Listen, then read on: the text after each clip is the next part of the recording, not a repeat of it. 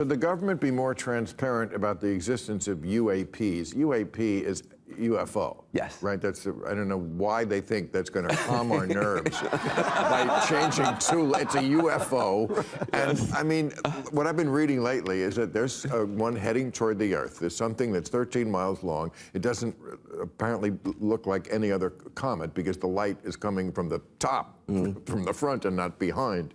And it's apparently making a trip through the solar system that is uncommon for comets. It looks like it's doing a drive-by of all the planets. Bill Maher's discussion is not just a casual joke. It's a brilliant example of satire grounded in truth.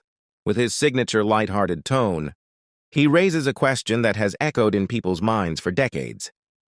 Does the government really tell us everything it sees in the sky? Bill Maher's line, "I don't know why changing the name would make people less scared," is actually a sharp critique of the government's tendency to soften serious issues by changing terminology, renaming UFO, unidentified flying object, to UAP, unidentified aerial phenomena, is nothing more than a semantic trick. Charlie Kirk and I were not friends, and we were in a big public fight the week that he died.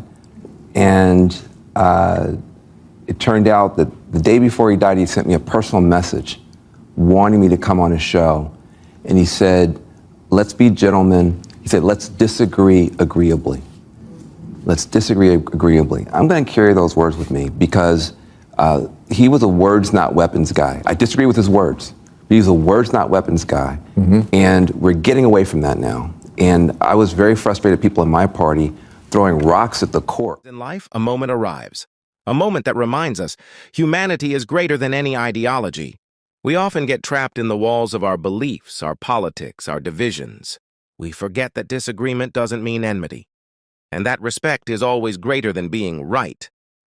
A powerful example of this came recently, between conservative host Charlie Kirk and progressive thinker Van Jones. For years, they stood on opposite sides of every debate, facing off on TV, challenging each other's ideas. And obviously, you know, this just because Trump isn't talking about it, what's really going on, Bill, it seems to me, is two things are happening faster than people think. One is climate change, and the other is AI. I think both are coming at us much faster than people realize. And the comet thing. And yeah, and that's it. And so we're really if you listen to climate scientists, they don't just talk about extreme weather now. It's really super extremes. If you listen to the AI people, they're not just talking about AI, they're talking about super intelligence. Tom Friedman made a point here that stands among the most important truths of our time. He said, two things are moving much faster than we ever imagined. One is climate change, and the other is artificial intelligence. Both are transforming the very foundations of human life. On one hand, the Earth is heating up and water scarcity is increasing. On the other hand, machines are beginning to replace the human mind. This is not just a scientific or economic challenge. It's becoming a matter of national survival. Friedman was absolutely right. The weather is no longer just extreme, it has reached super extremes. Floods, wildfires, heat waves. These are not the problems of one nation. Are we in a legitimate war with drug cartels, or is Trump just trying to justify the attacks on Venezuelan boats? Well, yeah, I mean, there's so many scandals and news stories and breaking of norms every week. We didn't even get to this week. I mean, last week seems like 1,000 years ago, and it was just the giant story that he went after Comey. That was, oh my God, a president spoke out about a case that was, you know, in process. No president ever used to do that. What happened? 3 things happened bigger than that in the last 5 days. And one of them might be this. We seem to be in a war with Venezuela. He insists, I said the first week this happened. Maher points out that America is flooded with so many scandals and breaking news stories. That last week already feels old. It's a jab at the media and political culture where news has become more entertainment than truth. He calls Trump's supposed move toward conflict with Venezuela a pretext disguised as a war on drugs. In reality, Venezuela isn't a major source of cocaine. It mainly comes from Colombia, Peru, and Mexico.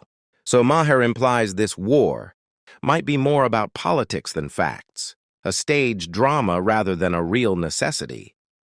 His line, of the conservative uproar over Bad Bunny performing at the Super Bowl, given his criticism of ICE.